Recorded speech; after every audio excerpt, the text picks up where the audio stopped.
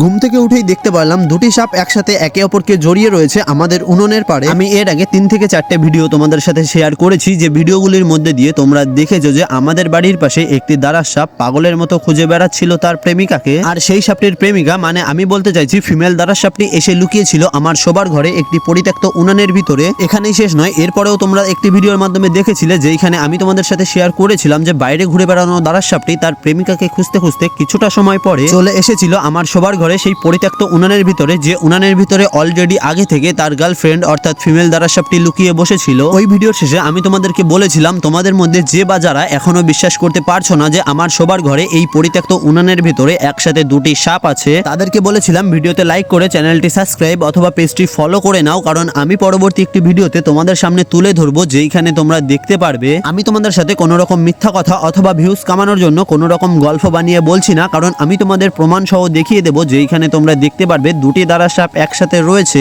তোমাদের মধ্যে থেকে অনেকেই আমার এর আগের ভিডিওটিতে কমেন্ট করেছিলে যে দারাস সাপের আবার প্রেমিকা, এইটা কিভাবে সম্ভব। আর আমি যে বিষয়টা তোমাদেরকে বলেছিলাম যে আমাদের উনানের ভিতরে একসাথে দুটি সাপ রয়েছে, এইটা নাকি ইম্পসিবল। কেন ভাই, ইম্পসিবল হওয়ার কি আছে? একটি গর্তে তো দুটি দারাস সাপ থাকতেই পারে। আর পৃথিবীতে শুধুমাত্র সাপ প্রজাতি না, সমস্ত রকমের প্রজাতির প্রাণীর মধ্যেই কিন্তু মেল ফিমেল থাকে, আর তারাও কিন্তু তাদের পছন্দের মতো জীবন সঙ্গী বেছে নিয়ে সিজন অনুযায়ী নিজেদের মধ্যে মিটিং করে, তারপরে নিজেদেরও বংশ বিস্তার করে। আর এইভাবেই কিন্তু আমাদের পরিবেশের ভারসাম্য রক্ষা হয় এবং বজায় থাকে। এই বিষয়গুলি কিন্তু যখন আমি স্কুল লাইফে পড়াশোনা করতাম ঠিক সেই সময় বইয়ের পাতায় পড়ে জেনেছিলাম। যাই হোক, তোমাদেরকে বইয়ের পাতা থেকে অনেকটাই জ্ঞান দিয়ে ফেললাম, এর জন্য আবার আমাকে বেশি জ্ঞানী মানুষ মনে করো না। ভিডিওর মধ্যে এই বিষয়গুলি বলার কারণ হচ্ছে যে বা যারা আমার এর আগের ভিডিওটিতে কমেন্ট করেছিলে তাদের জন্যই আমি এই কথাগুলো বললাম ভিডিওর মধ্যে। আশা করি তোমরা আমার আজকের এই ভিডিওটি দেখছো। তোমরা যদি ভিডিওটি দেখে থাকো তাহলে অবশ্যই কমেন্ট করে জানিও আমি যে কথাগুলো বললাম সেইগুলো ভুল নাকি সঠিক। শব্দটিকে যখন আমি আগের দিন দেখেছিলাম আমাদের এই উনুনের ভিতরে প্রবেশ করতে, সেই দিন রাত্রিবেলা কিন্তু আমি একটু ভয়ের কারণে আর এই ঘরে ঘুমাইনি, আমাদের বড় ঘরে ঘুমিয়েছিলাম আমার ভাইয়ের কাছে। আর পরের দিন যখন সকালবেলা আমার মা ঘুম থেকে উঠে এসে আমার এই ঘরের দরজা খোলে, ঠিক সেই সময় আমার মাই প্রথম দেখেছিল দুটি সাপকে একসাথে